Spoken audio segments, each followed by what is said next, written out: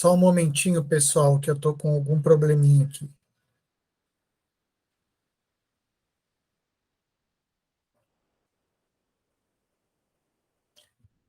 Tá todo mundo vendo direitinho aí a tela?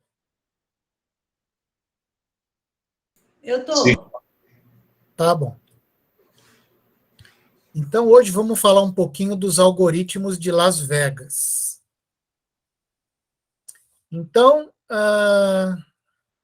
diferentemente aos algoritmos de Monte Carlo, né, que nem sempre dão a resposta certa, os algoritmos de Las Vegas sempre dão a resposta certa. O problema é que o tempo computacional de um algoritmo de Las Vegas é variável, é uma variável aleatória.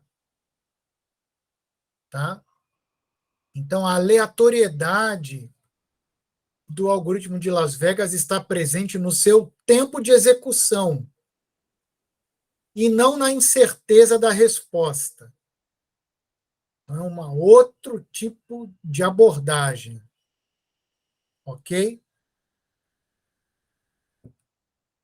E, como tal, né, esse algoritmo ele fica definido completamente, né, pelo seu conjunto de momentos.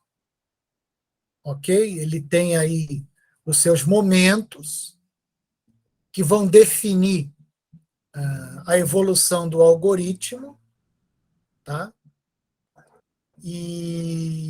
Mas o que vai acontecer é que o tempo computacional desse algoritmo vai ser avaliado em termos do valor esperado do tempo computacional. Eu vou recordar um pouco o conceito de variável aleatória, mas a complexidade, o tempo computacional desse algoritmo é uma variável aleatória que tem um valor esperado. Então, por exemplo, se eu jogo uma moeda 6 vezes, qual é o valor esperado do número de caras que eu vou obter? Então, você não sabe. O número de caras que você vai obter é uma variável aleatória. Você pode obter uma cara, nenhuma cara, 4 caras. Eu não sei quantas caras eu vou obter. Mas existe um valor esperado da variável aleatória número de caras. Esse valor esperado seria 3, né? Porque a cara tem 50% de possibilidade de ocorrer num único lançamento de moeda, a coroa também. Então, se a moeda não está viciada, jogando a moeda 6 vezes, o valor esperado é obter 3 caras. Mas a gente vai ver detalhadamente como isso acontece. Então, o tempo computacional é assim: o algoritmo dá um número de passos esperado igual a tanto, mas não podemos garantir. Ele pode ser mais, pode ser menos, né? Mas é muito provável, né, que o número de passos, a complexidade, tenha esse valor, por exemplo. E aí a gente pode também colocar variância, desvio padrão, tá?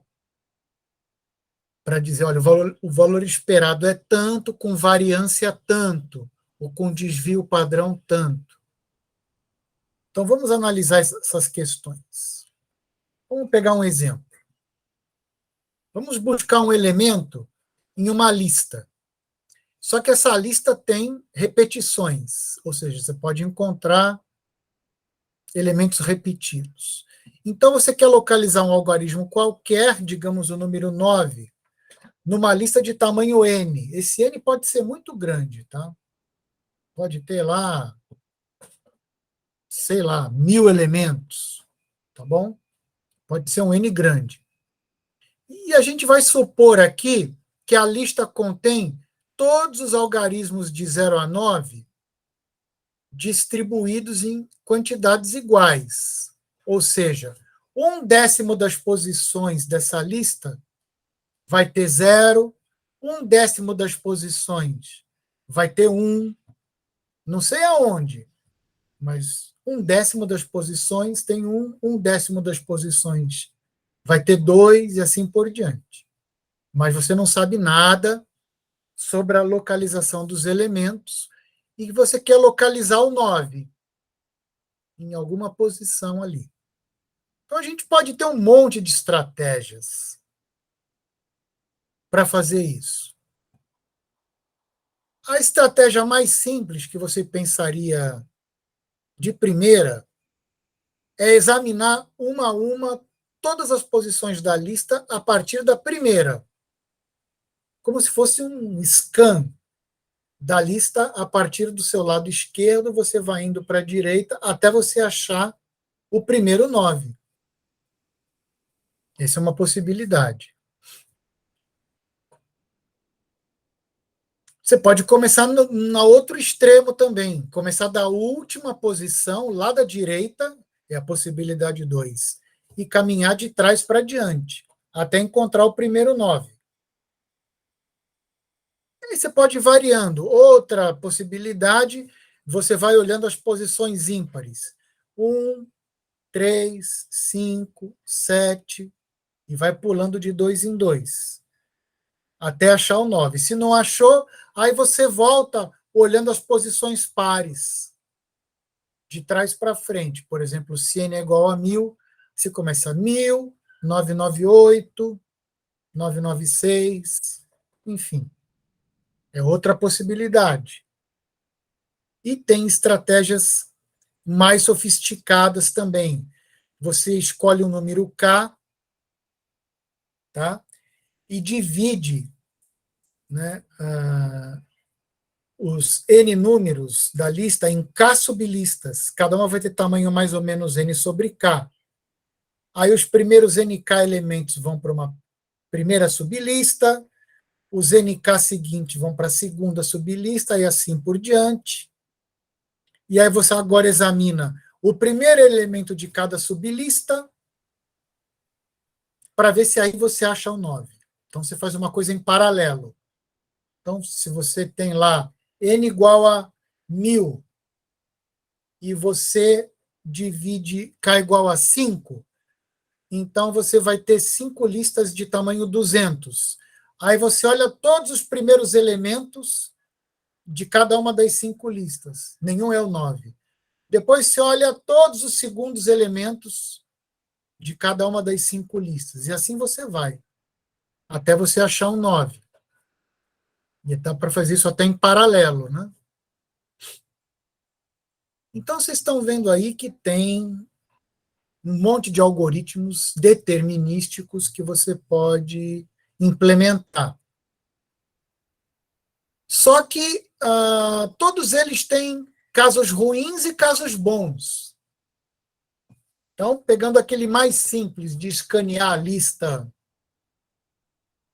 da esquerda para a direita, o caso mais favorável é achar o 9 logo na primeira posição.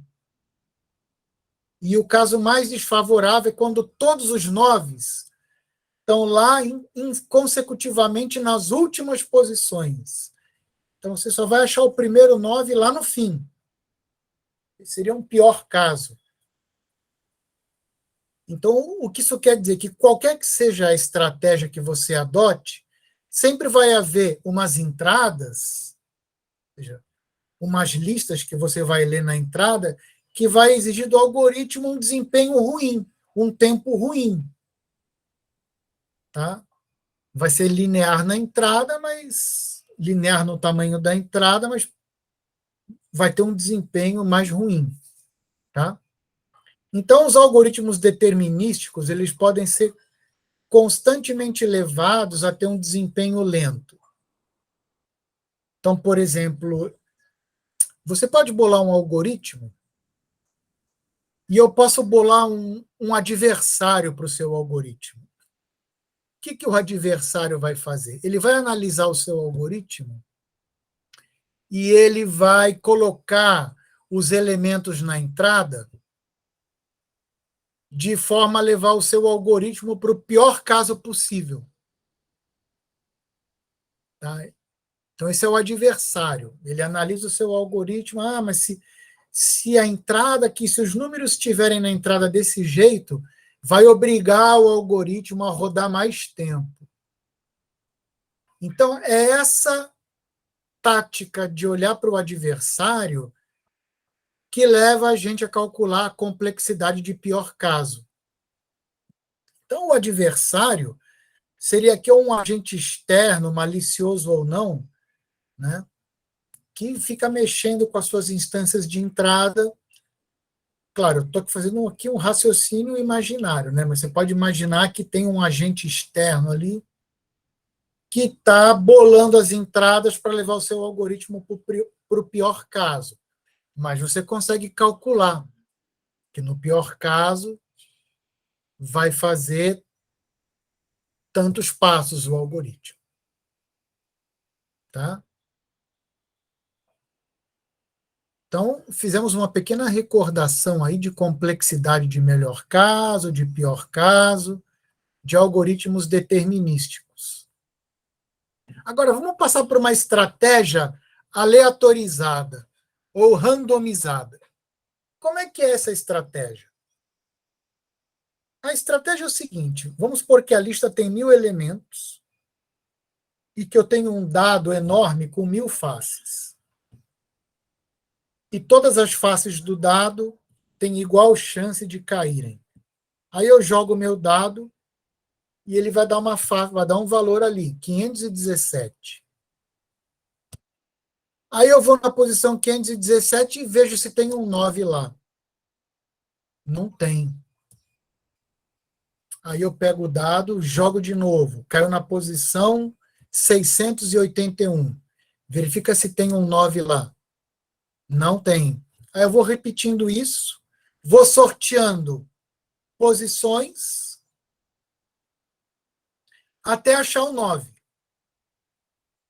Então, a gente está vendo aí que nós temos todos os elementos de uma estratégia Las Vegas. O algoritmo sempre vai te dar a resposta certa. Vai te dar uma posição do array onde está o número 9. Que ele só vai parar quando achar o 9. Mas como é que eu sei que ele vai parar? É só você não deixar o dado dar posições repetidas. Se cair uma posição repetida, você desconsidera e joga outra. Então, uma hora você vai achar o 9. Sem dúvida nenhuma. Agora, o que você não sabe é quantas vezes você vai jogar esse dado. Quanto tempo demora esse algoritmo? Isso você não sabe. Né? Vamos então fazer uma pergunta. Intuitivamente, quantas vezes você vai jogar esse dado até achar o número 9? Estou aceitando aí apostas. Alguém se arrisca a dar algum palpite?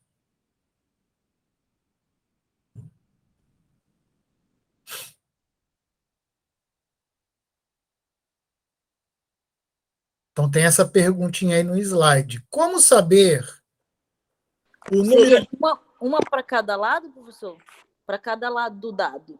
Então, se ele tem 6 lados... Não. Aí é o seguinte, a lista tem N posições. Ah, tá.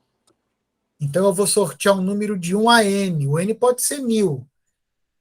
Então esse sorteio hipotético é com um dado hipotético que tem 1000 faces. Entendeu? Aí eu vou jogar e vou escolher uma posição de 1 a 1000 para ver se o 9 está lá. Entendeu? E aí eu vou repetindo isso até achar o 9.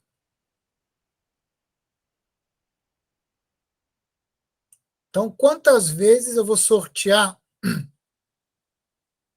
posições desse vetor, mais ou menos, até encontrar esse 9? Intuitivamente, alguém tem alguma ideia?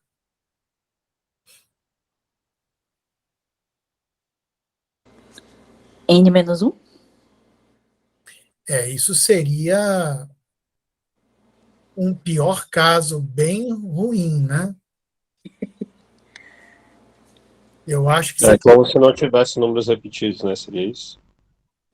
a lista, eu falei, ela tem 1000 elementos, onde 100 elementos são iguais a 0, 100 elementos são iguais a 1, mas você não sabe as posições deles. Aí eu vou sorteando posições até achar o 9. Eu acho que é Quantos 10 vezes. sorteios você acha que eu vou fazer? Sim? 10. Acho 10? que 10 também. A resposta é 10. A resposta é 10. Por quê? A gente vai fazer as continhas,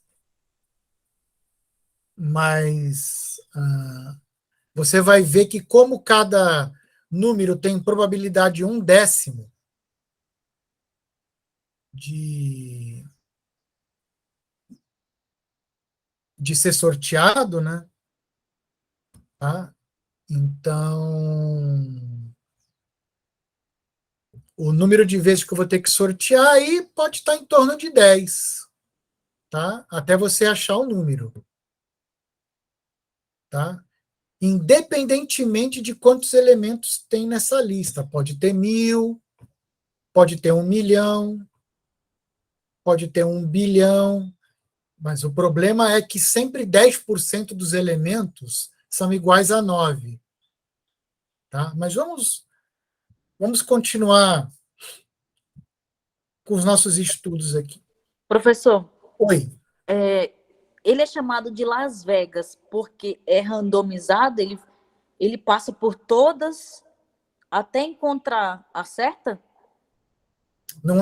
Não sabemos se ele vai passar por todas, porque quando você começa a sortear as posições, até achar o 9, ele pode ter sorte e no terceiro sorteio ele já acha o 9, entendeu? Mas ele pode dar azar e achar o 9 lá no 20º sorteio, por exemplo. Entendi. Aí, mas se fosse um algoritmo, ele não seria tão eficiente. Se ele fosse um algoritmo, em que sentido você está? Dessa sorte de encontrar um número e ele fazer de forma randomizada. Ele seria um algoritmo eficiente de encontrar assim na sorte na terceira tentativa eu encontrei o número que eu queria. Certo. Tipo isso? Então, Ou não? o conceito de eficiência aí está ligado ao número esperado de vezes que você vai sortear essas posições até achar um 9. Porque é só isso que o algoritmo faz. Sorteia a posição, vai lá e vê se é 9. Não é. Sorteia outra, vai lá e vê se é 9. Também não é. E vai fazendo isso até achar o 9. Então, a eficiência dele está relacionada com o número esperado de vezes que você vai fazer o sorteio até achar o 9. Essa é a eficiência dele. Isso, é nesse sentido mesmo que eu estou perguntando. É nesse sentido. Essa é a eficiência do algoritmo. Então, ele é, nesse caso aí, seria um algoritmo eficiente? Então, ele é rápido, tá? Porque e o número médio de sorteios é 10. Então você vai vasculhar aí na média 10 posições, na média. 10 posições antes de achar o 9. Pode ser um pouco mais, pode ser um pouco menos, mas na média é 9. Então você diria que ele é eficiente? Aí a resposta é sim, ele é eficiente nesse sentido que a gente está comentando aqui. Porque, por exemplo, o algoritmo determinístico tem um pior caso que ele vai quase até o final da lista. Mas ele tem um melhor caso também, que ele pode achar o 9 logo na primeira posição. Né? Então, o algoritmo determinístico, ele é eficiente? Olha, ele é linear no tamanho da entrada. Então, nesse sentido, ele é eficiente, tá? Então, essa eficiência só pode ser, assim, auferida mais precisamente se você faz um experimento e você roda o algoritmo determinístico várias vezes e depois você roda o algoritmo randomizado várias vezes e vê a primeira execução dos dois. Quem foi mais rápido foi o algoritmo A. Segunda execução dos dois. Quem foi mais rápido foi o algoritmo B. Então, você pode medir experimentalmente qual dos dois é mais eficiente comparando execuções. Tá? Entendi, tá bom. Nesse sentido, você pode medir eficiência comparada também. Mas ele é eficiente, ele tem um tempo esperado praticamente constante, né? Que são 10 sorteios. Tá bom? Tá ok, prof. Obrigada. Aí a gente vai ter que lembrar o que é uma variável aleatória. Então a gente vai voltar para esses conceitos de estatística. Tem uma disciplina na nossa pós que chama tratamento de incertezas, que é uma disciplina onde a gente vê várias noções aí de probabilidade, variáveis aleatórias, então vamos recordar. E eu já tô com medo dela, prof. O pessoal já tá falando que ela é bem puxada. É uma disciplina básica importante, né? Porque a estatística e a probabilidade são ferramentas básicas aí para um monte de pesquisas, de estudos, inclusive alguns que vocês podem vir a fazer no desenvolvimento das suas teses, né? E dissertações. Tá? Eu sempre me confundo. Vocês são alunos de doutorado, é isso? É Tem misturado. doutorado e mestrado, pastor. Tem de doutorado e tem de mestrado? Tem. Eu sou mestrado, eu a Nara é mestrado. Acho que o Alisson, o João é doutorado, o Pablo Eu também é também sou doutorado. doutorado. Tá certo. Tá bom, então, ainda bem que eu falei no desenvolvimento de suas teses ou dissertações, né? Porque hoje em dia a gente fala dissertação de mestrado para mestrado, né? E tese de doutorado para doutorado. Mas vamos em frente. O que é uma variável aleatória? É uma função que leva um espaço amostral ômega no conjunto dos números reais. Isso é uma definição bem técnica, né? Mas, na verdade, uma variável aleatória, ela descreve o resultado de um experimento aleatório. Tá? Então, por exemplo, vamos supor essa variável aleatória y, que ela é o número de coroas obtidas após lançar uma moeda 6 vezes. Então, eu tenho aqui um experimento, que é jogar uma moeda 6 vezes, e eu vou contar o número de coroas. Então, y vai associar a cada elemento desse espaço amostral um valor que é uma probabilidade. Então, por exemplo, a gente escreve probabilidade de que a variável aleatória x tenha o valor x. Isso é uma notação. Aqui eu troquei o nome da variável aleatória para y. Então, quais são os valores possíveis que essa variável aleatória vai assumir? Bom, como eu vou jogar a moeda 6 vezes, Então, eu vou ter esses valores aqui. Vamos supor que... Opa, espera um pouquinho.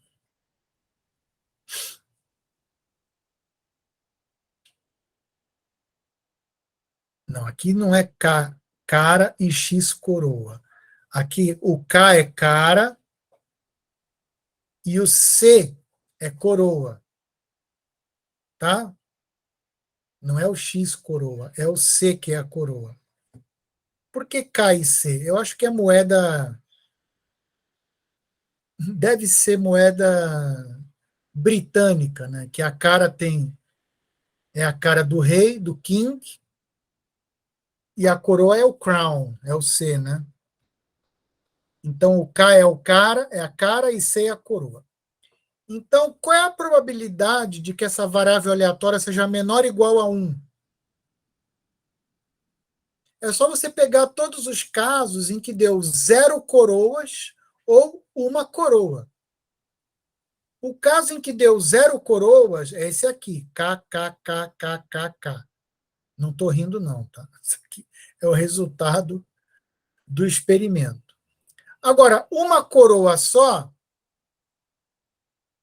esse é o caso de 0 coroas. O caso de uma coroa tem 6 possibilidades. A coroa pode dar na primeira jogada, na segunda, na terceira e assim por diante. Então, aqui estão todos os elementos do espaço amostral que fazem essa variável aleatória, que satisfazem essa equação, y menor ou igual a 1. Tá? Então, são 7. 1, 2, 3, 4, 5, 6, 7. São 7 possibilidades. Em quantas? Bom, se eu vou jogar uma moeda 6 vezes, cada resultado, a primeira jogada tem 2 possibilidades. A segunda também tem 2, a terceira também tem 2, e são 6, então vai dar 2 a sexta. Então, o número total aí de possibilidades é 2 a sexta, igual a 64. Então, se você desenhar aí todas as configurações, vai dar 64. E em 7 delas, você vai ter, no máximo, uma coroa. Então, a probabilidade desse y, que é o número de coroas, ser menor ou igual a 1, é de 7 em 64. Ok? E assim você vai brincando com os valores da variável aleatória. Então, qual é a probabilidade do número de coroas ser igual ao número de caras? Aí você vai olhar todas as 64 possibilidades, vai separar todas aquelas em que você tem 3 Ks e 3 Cs, todas as combinações que dão isso, e vai fazer sobre 64. Certo? Alguma dúvida? Por enquanto, tranquilo, professor. Tranquilo? Beleza, pessoal. Então vamos em frente. Então, se eu tenho variáveis aleatórias independentes, eu tenho duas. Uma que se refere a um experimento e outra que se refere a outro, né? E elas podem ser independentes, ou seja, o resultado de uma não interfere no resultado da outra. Então, a probabilidade da variável aleatória x ser igual a x e a variável aleatória y ser igual ao yzinho é igual à multiplicação das duas probabilidades. Ou você pode usar condicional, como nós vimos na aula passada. A probabilidade de x ser igual a x, dado que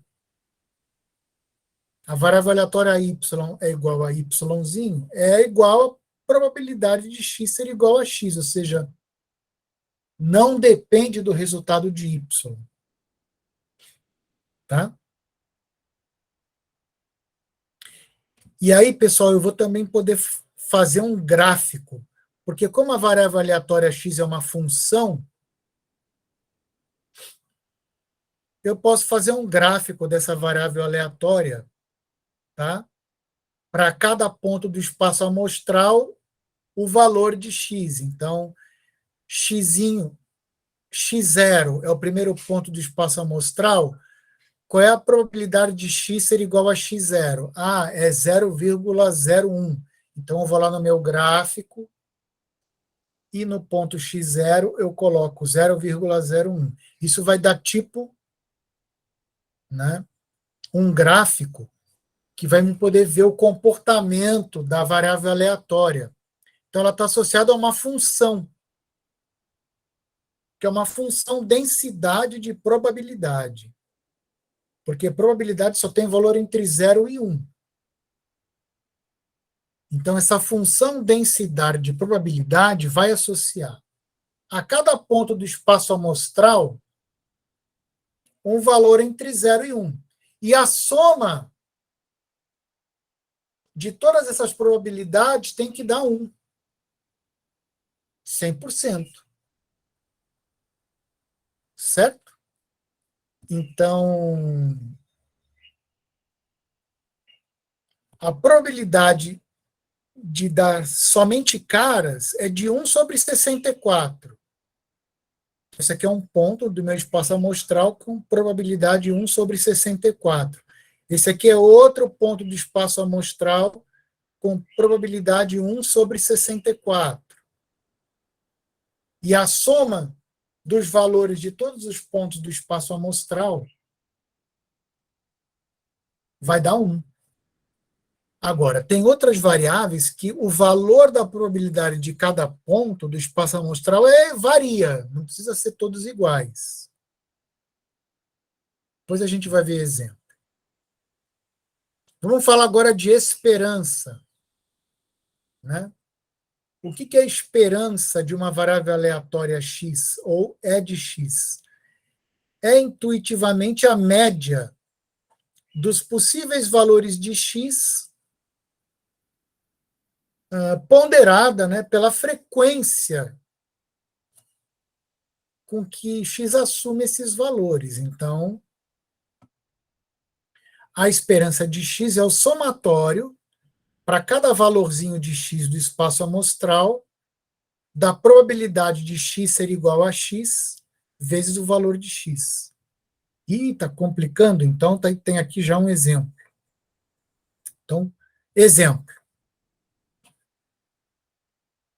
Considere a seguinte distribuição de notas numa sala. 3 alunos tiraram 80. 4 alunos tiraram 70. E 7 alunos tiraram 60. Então, qual o valor esperado das notas? Então, aqui a gente tem uma variável aleatória que é a nota do aluno. Tá? A nota que o aluno tirou. Essa variável aleatória tem 3 valores. O primeiro valor é 80, o segundo é 70 e o terceiro é 60. Então, o meu espaço amostral aqui tem 3 pontos. Cada ponto tem uma probabilidade. Qual é a probabilidade de um aluno tirar 80? Bom, no total nós temos 14 alunos, né? 3 que tiraram 80, mais 4 que tiraram 70 dá 7, mais 7 que tiraram 60 dá 14. Então, a probabilidade da nota do aluno ser 80, de x ser igual a 80, x é a nota do aluno, é a variável aleatória, é 3 sobre 14. Então, P de x igual a 80, voltando no slide anterior, P de x igual a 80 é igual a 3 sobre 14. P de x igual a 70 é igual a 4 sobre 14. E P de x igual a 60 é igual a 7 sobre 14. E qual é a esperança ou média dessa variável? aí é só usar a fórmula. É pegar o valor 80 ponderado pela sua probabilidade. Então, o 80 acontece 3/14 das vezes, digamos assim. Em 3/14% das vezes. O 70 ocorre em 4/14% das vezes. E o 60 ocorre com 7/14% das vezes, ou 50% das vezes. Porque 7/14 é meio, meio é 50%. Tá? Aí você pondera cada valor pela sua probabilidade, igual a média ponderada. Às vezes o professor fala, não, a P1 vale 2, pondera por 2, a P2 também pondera por 2, e os trabalhos ponderam por 1. Então, quando você calcular a média, vai ser uma média ponderada. Aqui é a mesma coisa. Então, se você fizer essa continha, a média esperada é 67,14. Isso é um pouco engraçado, porque na média, essa turma tirou 67,14. Tá? Tanto é que se você pegar o 80, 3 notas 80, mais 4 notas 70, mais 7 notas 60, e dividir tudo por 14, a média da turma é essa daqui, exatamente. 67,14. Ninguém tirou essa nota, mas essa é a média da turma. Então, a média, às vezes, ela engana um pouco. A média não quer dizer que a maioria das notas foi aquela. Não, é uma média, né? Pode ser que ninguém tenha tirado aquela nota. De fato, ninguém tirou 67,14, mas essa é a média da turma. Alguma dúvida de como que calcula a esperança da variável aleatória?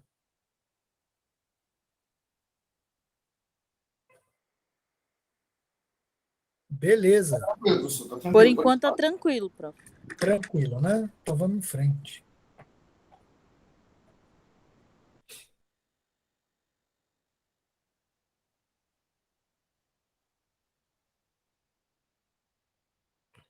Bom, aqui eu posso ter variáveis aleatórias que se relacionam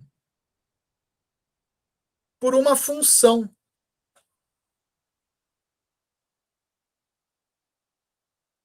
Então,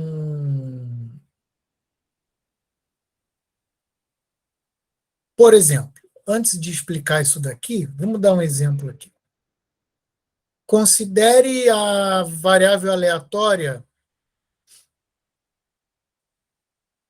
y, que é o número de coroas, aquela mesma variável aleatória, né? Número de coroas obtidas após lançar uma moeda 6 vezes. Ela pode ser escrita como uma soma de 6 variáveis aleatórias. Variável aleatória y1 mais a variável aleatória y2, onde yi representa o número de coroas obtidas no 10º lançamento. Então, isso é verdade. O valor de y é quantas coroas eu tirei no primeiro lançamento? Vai ser 0 ou 1. Esse é o valor da variável y1. Quantas coroas eu obtive no segundo lançamento? 0 ou 1. Então, o valor de y2 também é 0 ou 1. E assim vai até o valor de y6, que é o sexto lançamento, que é 0 ou 1. Então, a gente pode escrever a variável aleatória y, o número de caras após 6 lançamentos de moeda, como a soma de 6 variáveis aleatórias, y1 Desculpa, coroas, né? Y1 é o número de coroas no primeiro lançamento. Y2 é o número de coroas no segundo lançamento. Y3 é o número de coroas no terceiro lançamento. E assim vai. Então, isso aqui é uma função linear sobre as variáveis aleatórias y1 até y6, que é a soma. O que é uma função linear? Quer dizer que nenhuma variável aleatória aqui está elevada ao quadrado ou ao cubo. Todas elas estão aqui com expoente 1, né, que não aparece. Então, é uma função linear. Uma soma é uma função linear. Então, aqui diz que a esperança de uma fórmula linear envolvendo várias variáveis aleatórias é justamente pegar essa fórmula linear e aplicar a esperança em cada variável aleatória separadamente.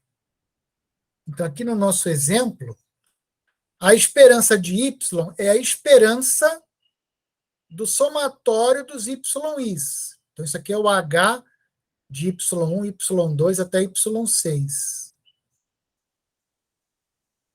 Aí eu passo a esperança para dentro. Então, aqui ficou o somatório de 1 até 6, que é essa função h, das esperanças. Então, a esperança do somatório é o somatório das esperanças.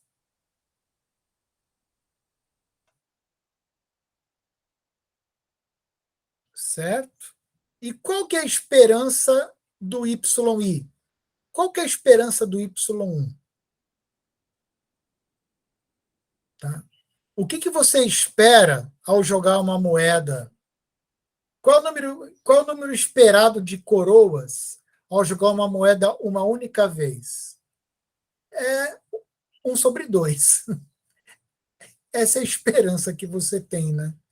Porque cara tem 50% de chance e coroa também. Então, o valor esperado da variável aleatória YI é meio. Então, eu estou somando meio 6 vezes. Então, isso aqui é 6 vezes meio, que dá 3. Que é o que a gente mais ou menos intui, né? Após jogar uma moeda 6 vezes, o número esperado de coroas é 3. Esperado, não quer dizer que vai ser.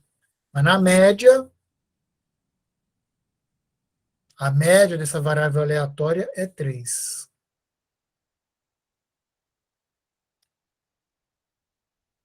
Certo, pessoal? Podemos seguir em frente? Podemos, professor, tranquilo. Agora vamos gerar a variável aleatória de Bernoulli. Então, a variável aleatória de Bernoulli é comumente usada como indicador de sucesso ou fracasso. Então, eu vou ter um experimento que ele vai dar um sucesso com probabilidade P ou um fracasso com probabilidade 1 menos P. Então, é uma variável aleatória bem simples. Então, o x vale 1 ou 0. E outros valores vale 0. Por exemplo, vamos supor que sucesso é cara. Então, o 1, x igual a 1 é sucesso. Então, o P aqui é meio.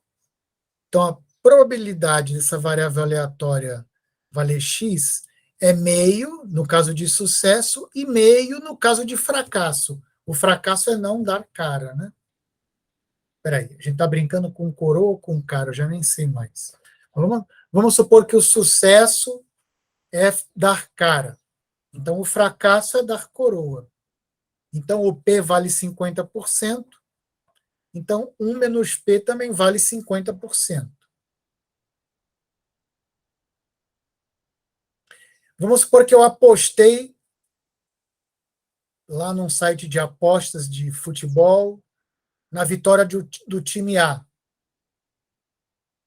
E vamos supor que lá no site está tudo equilibrado. Vitória de A, 33%, empate, 33%, e vitória de B, 33%. E eu apostei só na vitória do A. Então, o meu sucesso é vitória do A. O resto é fracasso. Então, o meu sucesso aqui, o P, vale 1/3. E o meu fracasso vale 2/3, 1 menos P. E os outros valores valem 0. Então, vamos jogar o dado. O sucesso, para mim, é dar o número 4. Vamos supor que seja isso. Então, o sucesso aqui é 1/6. O fracasso é 5/6. Tá? E não tem outros valores possíveis.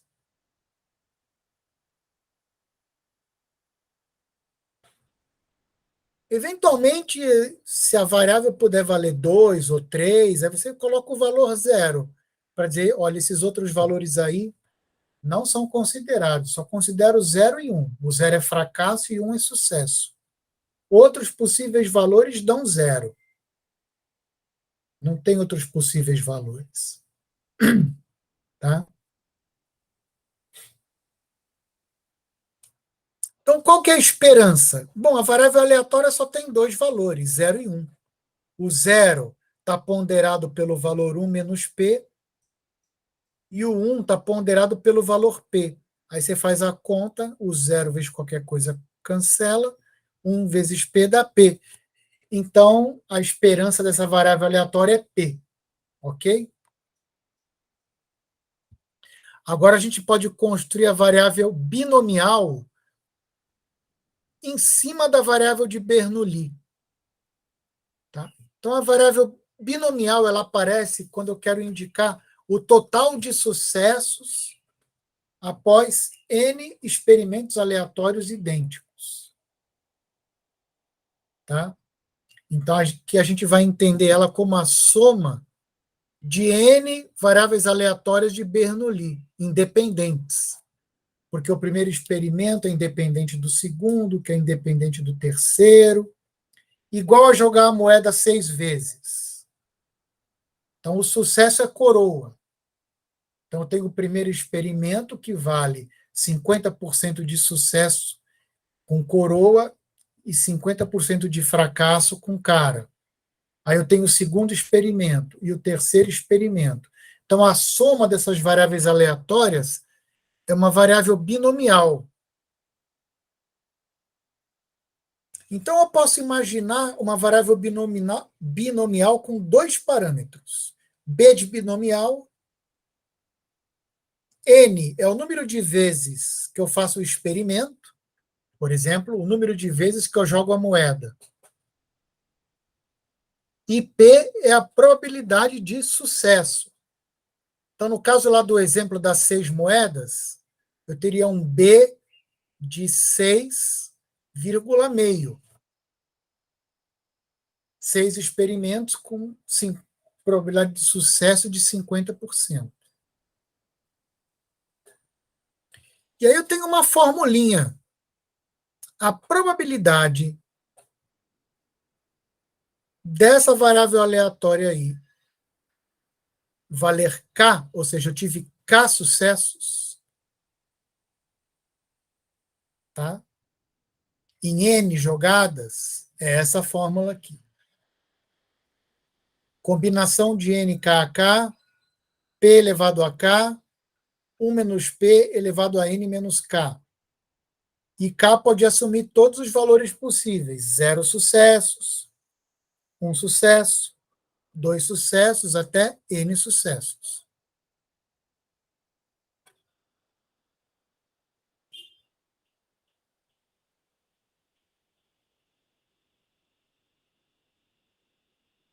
Então, aqui tem um exemplo que ele trocou o 6 por 8. O número total de coroas após o lançamento de uma moeda por 8 vezes é uma variável binomial. Seja x a variável aleatória saiu coroa. Então, os valores de x variam de 0 até 8. Então, se eu somar todas as possibilidades de valores para x, essas probabilidades, né? Probabilidade de x ser igual a 0, mais probabilidade de x ser igual a 1, etc. Então, para cada uma dessas parcelas, eu vou aplicar essa fórmula. Então, aqui, x igual a 0. Então, o meu n é 8, porque são 8 experimentos, e x igual a k, né? O k é 0, então eu boto 0 aqui embaixo. 8 combinação de 8, 0 a 0, digamos assim, meio elevado a 0, que o p vale meio, né? Probabilidade de coroa elevado a 0, que é o k, 1 menos p, que também é meio, elevado a n menos k, que é 8 menos 0. Então, essa é a probabilidade de não sair nenhuma coroa, que é 1 meio elevado a 8. Porque aqui vai cancelar 8, 0. Combinação 8, 0 dá 1. Meio elevado a 0 dá 1. Vai ficar 1 meio elevado a oitava. E aí vocês vão acompanhando os exemplos aí. Por exemplo, qual é a probabilidade de x ser igual a 2? Eu obter duas coroas. É combinação de 8, 2 a 2, meio elevado a 2, 1 meio elevado a 8 menos 2, que é 6. P elevado a k, 1 menos p elevado a n menos k. Então, essa soma aí vai dar 1. Porque aí estão todos os valores possíveis para a variável aleatória x. Então, se eu somar isso aí, vai ter que dar 1. Certo? Dúvidas?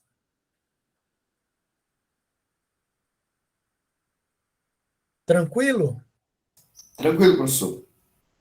Temos também a variável aleatória geométrica, que ela tem um raciocínio um pouco diferente. Aí ela se pergunta pelo número de repetições até o primeiro sucesso. Aí a gente lembra do exemplo do achar o 9. Tá certo? Numa lista com N elementos. Então, o exemplo aqui. Quantos lançamentos precisamos para fazer aparecer a primeira coroa? Esse é um exemplo. Tá? Então, a probabilidade de você precisar de um lançamento vai ser meio multiplicado por 1 menos meio elevado a 1 menos 1. 1 menos 1 é 0, então aqui vai cancelar. Então, a probabilidade de você precisar de um lançamento é 50%. A probabilidade de você precisar de 2 lançamentos para obter coroa vai ser meio, 1 menos meio, meio, elevado ao quadrado, que vai ficar 2 menos 1, 1, não, desculpa, elevado ao quadrado não, 2 menos 1, 1. Vai ficar meio vezes meio, que é 1/4. Então, a probabilidade de você precisar de 2 lançamentos para obter a coroa é 1/4. Aí, a probabilidade de você precisar de 3 lançamentos para obter a coroa é 1/8. Aí você vai trocando nessa fórmula. Então, o x é o número de lançamentos que você precisaria para fazer aparecer a primeira coroa. Tá? Então, a probabilidade de você precisar de 10 lançamentos para fazer aparecer a primeira coroa vai ser meio vezes meio elevado a 9 é 1 meio elevado a 10, que é 1 sobre 1024, que é praticamente 1 milésimo. Mas espera aí, a soma não tem que dar 1, mas dá 1, né? A probabilidade de eu precisar de um lançamento é meio, de 2 lançamentos é 1/4, 3 lançamentos é 1/8. Aí se eu somar 1 meio, mais 1/4, mais 1/8, mais 1 sobre 16, mais 1 sobre 32, etc., até o infinito, isso daí vai dar 1. Isso daí é a soma dos termos de uma progressão geométrica de razão menor do que 1, que no caso aí a razão é meio, né? Então, esses são todos os valores da variável aleatória. A esperança do número de tentativas, até e incluindo o primeiro sucesso, é 1 sobre P. Bom, se P é meio, qual é o número esperado de lançamentos que você tem que fazer para aparecer a primeira coroa? É 2. É 1 sobre meio. 1 dividido por meio vai dar 2. E a esperança do número de tentativas médio, de falhas, antes do primeiro sucesso, é 1 menos P sobre P. Então, aqui vai dar 1 menos meio sobre meio, que vai dar 1. Então, o número médio de falhas antes do primeiro sucesso, qual é a esperança? É 1. 1 lançamento. Tá? Mas eu estou sempre usando o exemplo das moedas, né? Poderia usar outros exemplos onde a probabilidade não é exatamente meio. Tá? São duas possibilidades, onde uma é mais provável do que a outra. Certo? Então, essa é a variável aleatória geométrica. Então, agora a gente pode voltar ao exemplo da busca do elemento 9. Então, isso vai ser uma variável aleatória geométrica.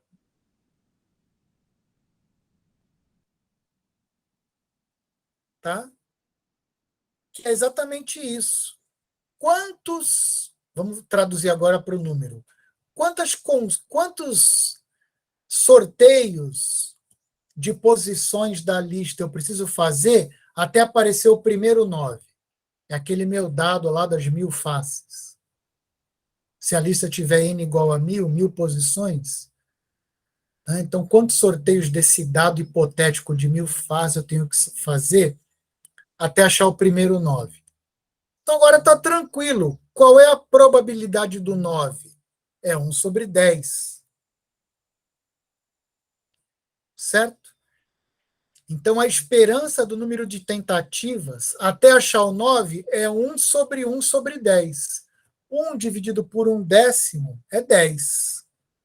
Então, por isso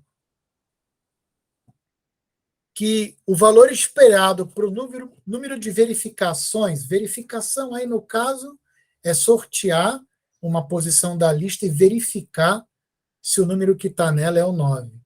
Então, o número de verificações esperado, que é a esperança dessa variável aleatória geométrica, é 10. E isso não depende do tamanho da lista. A lista pode ter 2.000 elementos, 8 milhões de elementos. Por quê? Porque a probabilidade de achar o 9 é sempre 1/10.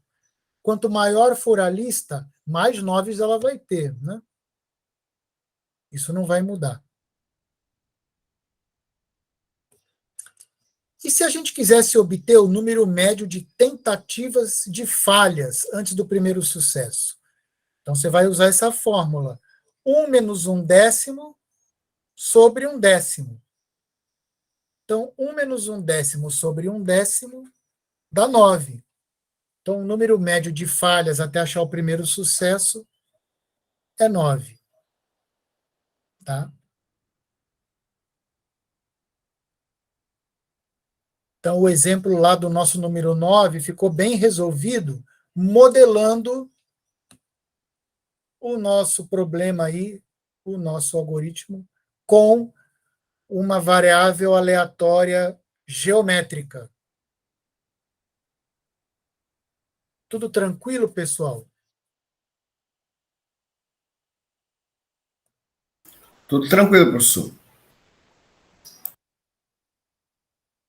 E a gente poderia falar um pouquinho agora do quicksort randomizado.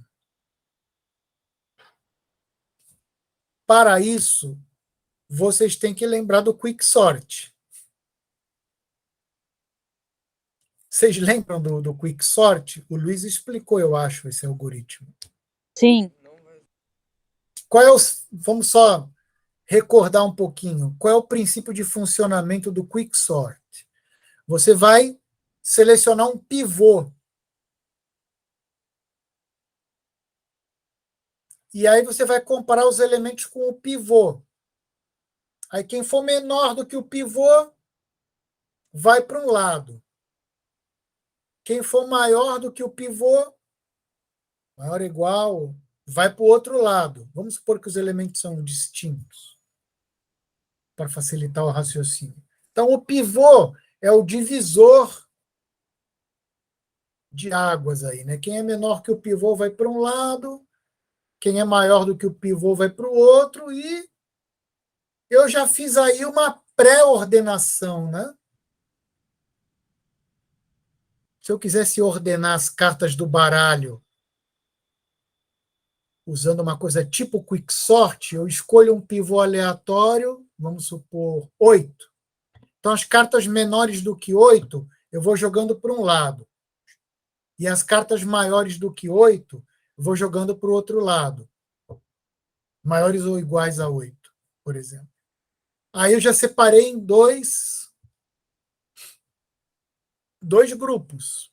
E aí eu vou ordenar separadamente cada grupo, porque agora eles já são disjuntos, né? Então agora eu vou pegar as cartas de números menores do que 8, escolho outro pivô e continuo. E lá para o outro lado eu faço a mesma coisa. Então, no quicksort eu posso escolher o pivô de forma determinística. Vocês lembram uma possível escolha de pivô determinística? Alguém lembra?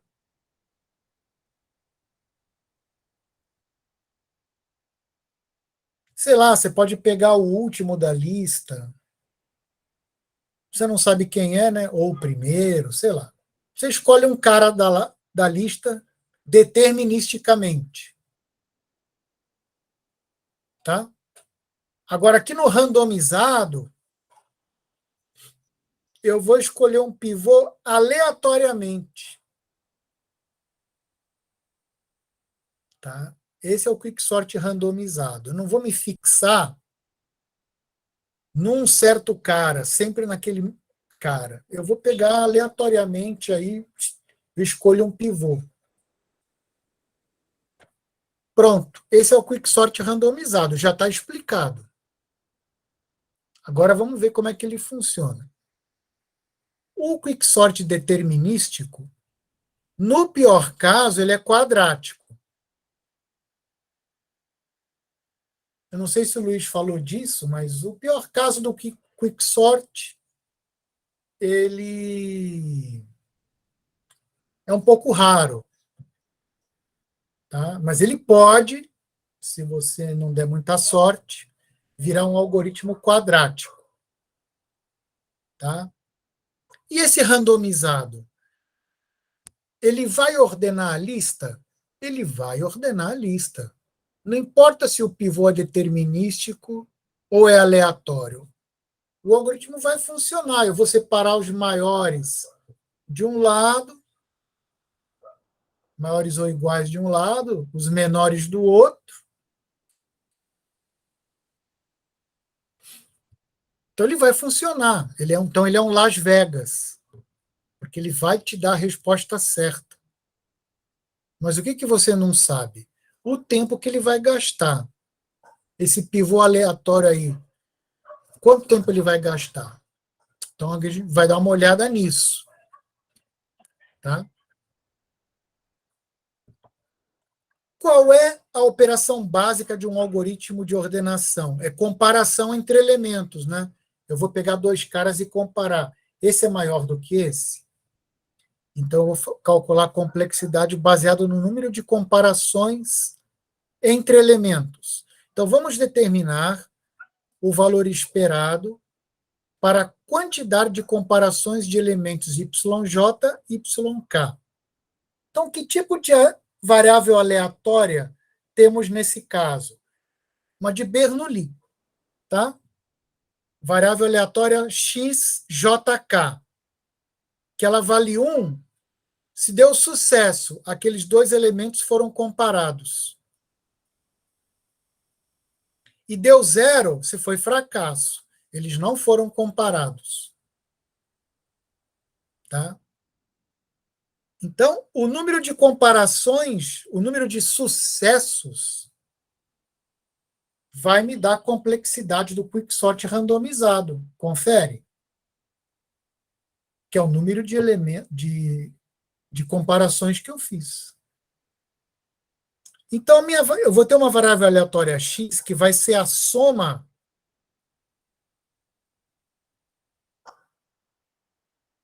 de todos os XJK. Ou seja, eu comparei o 1 com o 2, o primeiro elemento com o segundo elemento, sim ou não? Eu comparei o primeiro com o terceiro, sim ou não? Comparei o primeiro com o quarto, sim ou não?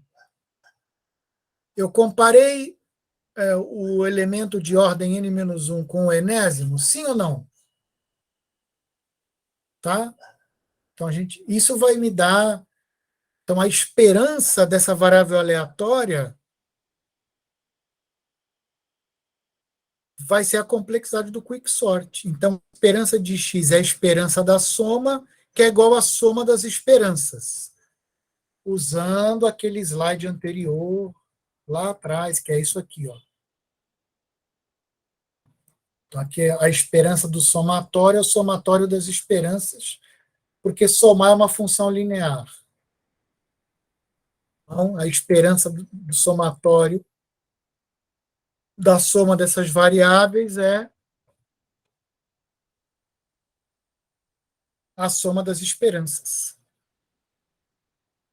Alguma dúvida até o momento de que a esperança dessa variável aleatória é a complexidade do quicksort randomizado? Alguma dúvida? Por enquanto, tranquilo, professor. Tranquilo? Então, sigamos. E agora? Qual é a probabilidade de sucesso? Não é meio, né? A gente não sabe. Não é com 50% de chance que o primeiro elemento foi comparado com o segundo. Eu quero saber exatamente qual é a probabilidade desses dois caras serem comparados.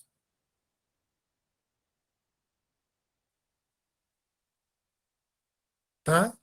Então, quando é que dois elementos são comparados? Bom, se vocês lembrarem do quicksort, eles são comparados quando, no máximo uma vez, quando um deles é o pivô. Depois eles não são comparados mais. Tá? Quando um deles é o pivô, aí eu comparo o outro com o pivô para ver para que lado ele vai. Depois o pivô vai também para o lado dele e acabou, eles não são mais comparados. Então isso ocorre no máximo uma vez, quando um deles é o pivô. Se nenhum dos dois for o pivô, nunca. Então eles não vão ser comparados. Agora, se um deles for o pivô alguma vez, aí eles vão ser comparados. Tá? Então, suponha aqui que o K, o J é menor ou igual que o K. Tá? Então, qual é a probabilidade dos elementos J e K serem comparados? O que é isso aqui, o denominador? Né? K menos J mais 1. É o número de posições, tá? Por exemplo, se o K vale 5 e o J vale 3, quantos elementos nós temos? 3, 4 e 5.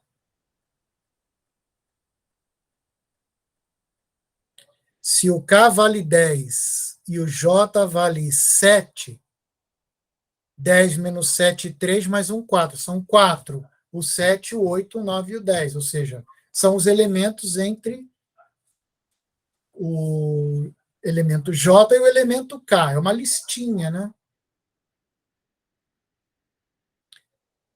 Então, dessa listinha, se eles forem comparados, são dois elementos, então é 2 sobre o tamanho aí dessa listinha. Certo? Desse número de elementos aqui. 2 sobre K menos J mais 1. Essa é a probabilidade deles serem comparados.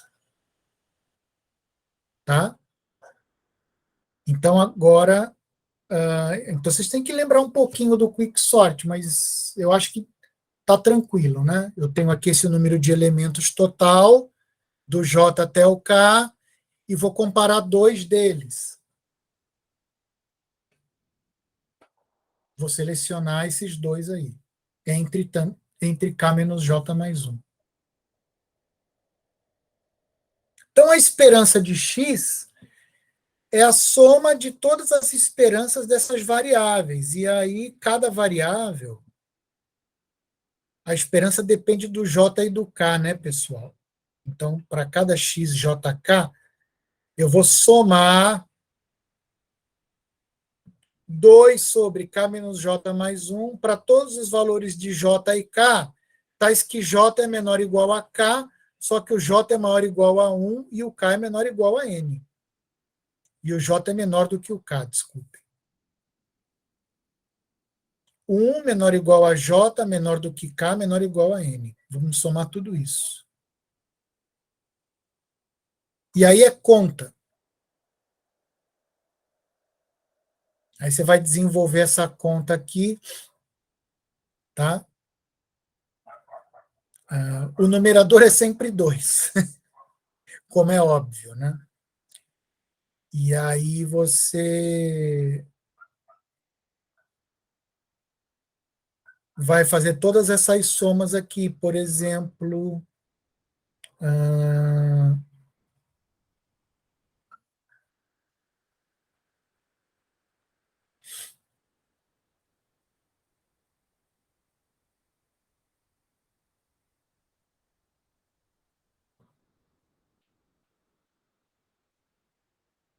se K é igual a N, certo? K é igual a N. E J é igual a 1, então você vai ter 2 sobre N aqui. Tá? E esse outro extremo aqui, se J é igual a 1 e K é igual a 2, por exemplo, então fica 2 menos 1 mais 1, fica 2 sobre 2. Você tem isso aqui. Tá? Só que você vai fazer isso para todas as possibilidades de pares, né? JK. Então, o J é igual a 1 e o K é igual a N. J é igual a 1 e o K é igual a N menos 1. J é igual a 1 e o K é igual a N menos 2. E assim por diante. Você tem que pegar todos os pares. Então, isso vai desmembrar nessa soma toda aqui. Aí, se você encontrar uma fórmula, você vai poder reescrever isso dessa forma aqui. Tá?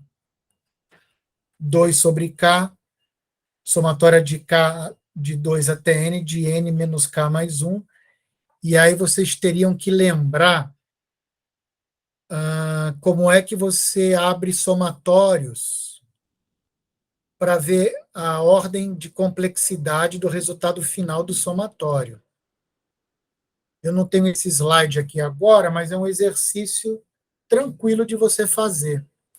Eu não sei se o Luiz desenvolveu essas técnicas de abrir somatório, recorrência, o somatório, para ver o valor final. Vocês fizeram isso como exercício, eu acho que na AVEON 1, não foi?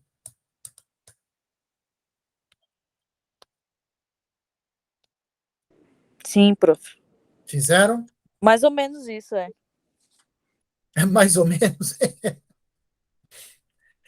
Vocês teriam que fazer essa continha aqui para ver que isso vai dar n log n. Porque o k vai sumir, né? Por que o k vai sumir? Porque ele é só uma variável de contagem para ir de 2 até n. O n não. O n tem que aparecer na fórmula final. É o k que tem que desaparecer, porque ele está usado só como instrumento de índice para desenvolver o somatório aqui. Tá? Então, essa soma toda vai dar n log n, e vocês têm que depois desenvolver essa continha para ver que deu isso mesmo, tá?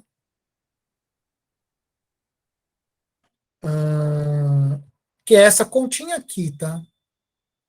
É essa continha aqui.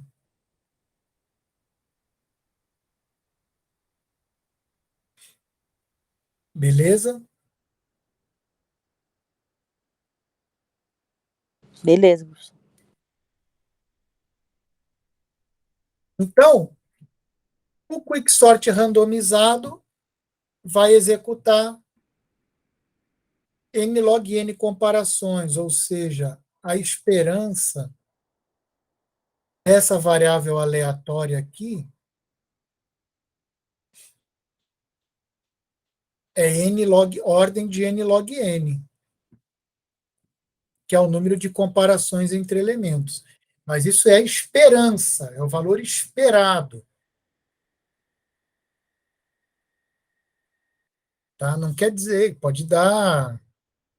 Ele pode se aproximar de um pior caso? Até pode, né? Você pode dar só azar nessas escolhas de pivô e os pivôs não dividirem muito bem essas listas. Pode.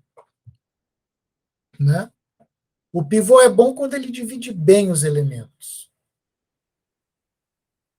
Por exemplo, se você vai ordenar as cartas, aí você pega um pivô aleatório e deu valete, não é muito bom, né? De um lado vai ficar só as cartas valete, dama, rei, ás. E do outro lado, todas as cartas de 2 até 10, que é muito mais. Então, o pivô não separou a lista muito bem em duas metades mais ou menos balanceadas. Então, pode acontecer isso, né? Tá. Mas a esperança do número de passos desse quicksort randomizado é n log n.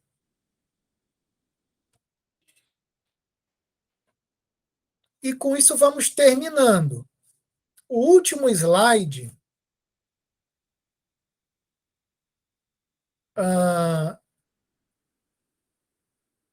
eu vou explicar, eu vou passar um para a Aveon e o outro eu vou explicar e o outro eu vou passar como exercício. Um vai ser a nossa Aveon 4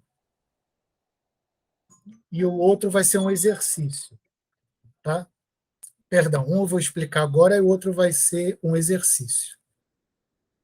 Digamos que você quer transformar um algoritmo de Las Vegas em um algoritmo de Monte Carlo.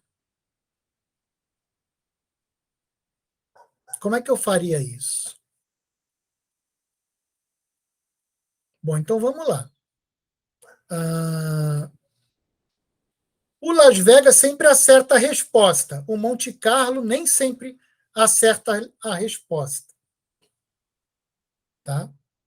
Mas o Las Vegas tem uma esperança, um tempo médio de execução. Então, baseado nesse tempo médio de execução, eu dou uma olhada nesse tempo de execução e eu fixo um limite de tempo, tá? Para o Las Vegas fazer a parte dele, tá? Aí, após esse limite de tempo aí que o Las Vegas rodou, eu vejo, digamos assim, uma solução parcial que ele está construindo, né? E aí eu respondo sim ou não, dependendo, tá, da construção parcial até o momento. Aí eu transformei um algoritmo que sempre acerta a resposta em um algoritmo que tem uma incerteza na resposta. E transformei um algoritmo que tem aleatoriedade no tempo de execução, que é o Las Vegas, num algoritmo em que eu tenho um limite no tempo de execução. Tá? Então, eu tirei a aleatoriedade do tempo de execução e passei a aleatoriedade para a resposta. Certo? É claro, isso precisaria de um exemplo. Então, eu vou pedir um exemplo, vocês vão pesquisar na Avião 4 um exemplo de como é que você pode transformar um algoritmozinho Las Vegas em Monte Carlo. Tá? E o outro, como é que transforma o Monte Carlo em Las Vegas? Então, aqui eu não vou pedir um exemplo, não. Vou pedir só para vocês explicarem como é que você faz isso. Como é que eu vou transformar um algoritmo que tem incerteza na resposta por um algoritmo que não tem incerteza na resposta, mas que vai ter uma aleatoriedade no tempo de execução. Então, tem uma brincadeirinha que é ter dois algoritmos de Monte Carlo, um baseado no sim e um baseado no não, para aquele problema. E aí vocês vão brincar com a resposta de um e de outro, vai brincando com essas respostas, até você chegar na resposta certa do problema. Brincando com os dois. Um sempre acerta o sim, outro sempre acerta o não. Só que o primeiro, ele pode errar quando diz não, e o outro pode errar quando diz sim. Mas se você brincar um pouco com os dois, você consegue achar a resposta certa do problema. Porque um sempre acerta o sim e o outro sempre acerta o não. Então, você vai acertar a resposta do problema no final, porém, você já não vai saber quanto tempo de execução você vai gastar, porque você vai ter que fazer aí um monte de chamadas aí para esses algoritmos e você não sabe exatamente quanto tempo vai demorar até você convergir para a resposta certa do problema. Então, você vai transformar incerteza na resposta em incerteza no tempo de execução. Então, você vai transformar o Monte Carlo em Las Vegas. Então, para esse primeiro, acho que vocês já entenderam como é que funciona. Eu queria um exemplo. E o segundo, eu não quero o exemplo. Quero que vocês me expliquem como fazer uma brincadeirinha dessa de transformar Monte Carlo em Las Vegas. É uma pesquisa. Tá? Então, é uma Avião 4 bem curtinha que eu vou passar para vocês fazerem. E com isso, pessoal, eu vou encerrar a gravação da aula de hoje.